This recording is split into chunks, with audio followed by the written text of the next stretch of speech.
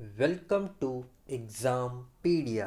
आज है 5 अप्रैल 2021 और इस वीडियो में हम 4 और 5 अप्रैल 2021 के जितने भी इम्पॉर्टेंट करंट अफेयर्स के क्वेश्चंस हैं उन्हें हम डिस्कस करेंगे। तो चलिए शुरू करते हैं। पहला क्वेश्चन, हाल ही में केंद्र सरकार ने नए वाहनों की खरीद से पहले पुराने वाहन के स्क्रैप प्रमाण पत्र प्रस्तुत करने पर कितने प्रतिशत कर छूट का प्रस्ताव रखा है? तो इसका सही आंसर है ए 25%। तो अभी केंद्र सरकार ने नए वाहनों की खरीद से पहले पुराने वाहन के स्क्रैप सर्टिफिकेट जमा करने पर 25% कर छूट का प्रस्ताव रखा है।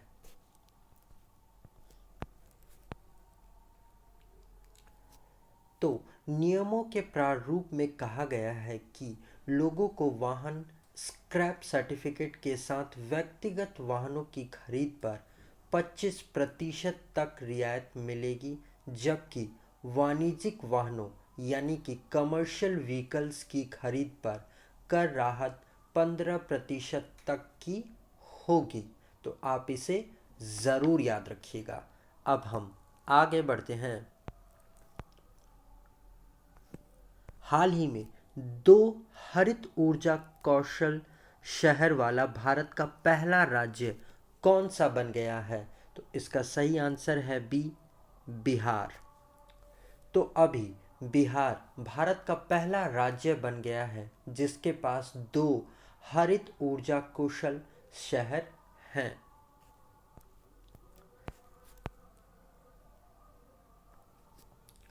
वो शहर हैं राजगीर और बोधगया, और ये 2023 से पहले अक्षय ऊर्जा परियोजना के माध्यम से सौर ऊर्जा प्राप्त करना शुरू करेंगे और शहरों को चलाने के लिए आवश्यक हरित ऊर्जा आपूर्ति solar energy corporation of India के द्वारा विकसित और आपूर्तित की जाएगी। तो आप इसे ज़रूर याद रखिएगा। अब हम आगे बढ़ते हैं। हाल ही में पूरी तरीके से परिचालन समांतर रनवे बनाने वाला दक्षिण भारत का पहला हवाई अड्डा कौन सा बन गया है? तो इसका सही आंसर है सी, केम्पेगौड़ा इंटरनेशनल एयरपोर्ट। तो अभी बेंगलुरु का केम्पेगौड़ा अंतर्राष्ट्रीय हवाई अड्डा दक्षिण भारत का पहला हवाई अड्डा बन गया है जिसके पास पूरी तरह से परिचालन समांतर रनवे है और यही भारत का पहला समर्पित एक्सप्रेसवे कार्गो टर्मिनल भी बनाया गया है जो कि अंतर्राष्ट्रीय कोरियर के इंपोर्ट और एक्सपोर्ट के लिए बनाया गया है। साथ ही यहीं पर भारत का सबसे बड़ा कार्गो हवाई अड्डा भी है। तो आप इसे ज़रूर ध्यान रखिएगा। अब हम आगे बढ़ते हैं। हाल ही में किस राज्य सरकार ने महेंद्रगिरी को राज्य का दूसरा बायोस्फीयर रिजर्व प्रस्तावित किया है? तो इसका सही आंसर है डी, उड़ीसा को। तो अभी उड़ीसा सरकार ने महेंद्रगिरी को राज्य के दूसरे बायोस्फीयर रिजर्व के रूप में प्रस्तावित किया है। ये राज्य के गजपति जिले में एक पर्वत है जो कि 1500 मीटर की ऊंचाई पर स्थित है और महेंद्रगिरी ये राज्य की दूसरी सबसे बड़ी चोटी मानी जाती है। तो आप इसे ज़रूर ध्यान रखिएगा। अब हम आगे बढ़ते हैं। हाल ही में किसने IIM जम्मू में सेंटर फॉर हैप्पीनेस आनंदम का उद्घाटन किया है? तो इसका सही आंसर है ए, रमेश पोखरियाल निशंक ने। तो अभी हमारे केंद्रीय शिक्षा मंत्री हैं रमेश पोखरियाल निशंक और अभी इन्होंने IIM जम्मू में सेंटर फॉर हैप्पीनेस आनंदम का उद्घाटन किया है?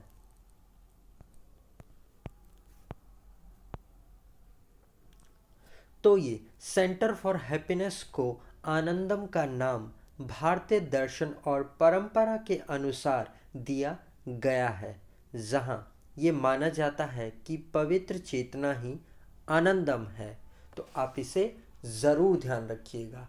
और गाइस, अगर ये वीडियो आपको अच्छा लग रहा है तो आने वाले वीडियोस के नोटिफिकेशन के लिए आप इस चैनल को लाइक और अपने फ्रेंड्स के साथ शेयर ज़रूर करिएगा। अब हम आगे बढ़ते हैं।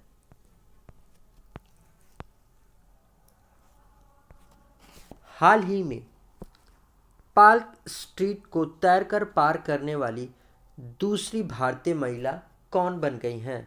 तो इनका नाम है ए, बी श्यामला गौली। तो अभी हैदराबाद की रहने वाली है ये श्यामला गौली, और अभी ये श्रीलंका और भारत के बीच के जो पार्क स्ट्रीट है उसे तैरकर पार करने वाली दूसरी भारतीय महिला बन गई हैं। पहली थी बूला चौधरी। तो इन्होंने 30 किलोमीटर पार्क स्ट्रीट को 14 घंटे में पार किया है। इनका नाम है श्यामला गौली। तो आप इनका नाम ज़रूर याद रखिएगा। अब हम आगे बढ़ते हैं। हाल ही में जारी ग्लोबल जेंडर गैप रिपोर्ट 2021 में भारत की रैंक क्या रही है? तो इसका सही आंसर है सी, 140। तो अभी वर्ल्ड इकोनॉमिक फोरम ने ग्लोबल जेंडर गैप रिपोर्ट 2021 को रिलीज़ किया है, जिसमें भारत 156 देशों में से 140वें नंबर पर रहा है। पिछले साल 2020 में भारत इसमें 112वें स्थान पर था और इस बार 140वें स्थान पर आ गया है। इसमें टॉप पर है आइसलैंड, और आइसलैंड 12वीं बार इस रैंकिंग में टॉप पर रहा है। दूसरे स्थान पर है फिनलैंड और तीसरे स्थान पर है नॉर्वे। तो आप इन्हें भी ज़रूर याद रखिएगा। अब हम आगे बढ़ते हैं। हाल ही में किसे 91वें दादा साहब फाल्के पुरस्कार के लिए चुना गया है? तो इनका नाम है डी रजनीकांत को। तो अभी हमारे जो केंद्रीय मंत्री हैं प्रकाश जावड़ेकर, उन्होंने घोषणा की है कि साउथ फिल्मों के सुपरस्टार रजनीकांत, उनको फिल्मी दुनिया का सबसे बड़ा अवार्ड दादा साहब फाल्के पुरस्कार के लिए चुना गया है।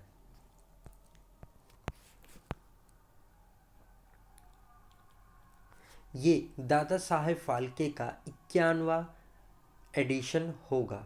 तो सिनेमा जगत के शानदार योगदान के लिए रजनीकांत जी को ये 91वां दादा साहेब फाल्के अवार्ड दिया जाएगा। तो आप इसे ज़रूर ध्यान रखिएगा। अब हम आगे बढ़ते हैं।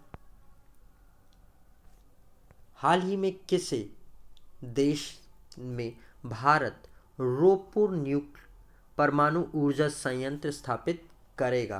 तो इसका सही आंसर है ए, बांग्लादेश में। तो अभी भारत बांग्लादेश के रूपपुर में परमाणु ऊर्जा संयंत्र का निर्माण करेगा, न्यूक्लियर पावर प्लांट को बनाएगा। इस परियोजना पर भारत रूस के साथ मिलकर काम कर रहा है। तो आप इसे ज़रूर ध्यान रखिएगा। अब हम आगे बढ़ते हैं। हाल ही में किस देश ने जानवरों के लिए दुनिया का पहला कोविड-19 वैक्सीन बनाई है? तो इसका सही आंसर है ए, रशिया ने।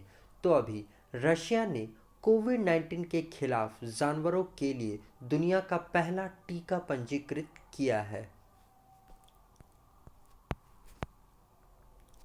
ये टीका परीक्षण के बाद कुत्तों, बिल्लियों, लोमड़ियों और मिंट में वायरस के खिलाफ एंटीबॉडी उत्पन्न करता है और इस टीके का नाम रखा है कार्निकोव। तो आप इसका नाम भी ज़रूर याद रखिएगा। अब हम आगे बढ़ते हैं। तो गाइज़, ये वीडियो आपको कैसा लगा आप कमेंट सेक्शन में लिखकर हमें ज़रूर बताइएगा। और अगर अभी तक आपने इस वीडियो को लाइक और अपने फ्रेंड्स के साथ शेयर नहीं किया है तो जाने से पहले इसे लाइक और शेयर ज़रूर कर दीजिएगा। आज के लिए इतना ही। Thanks for listening.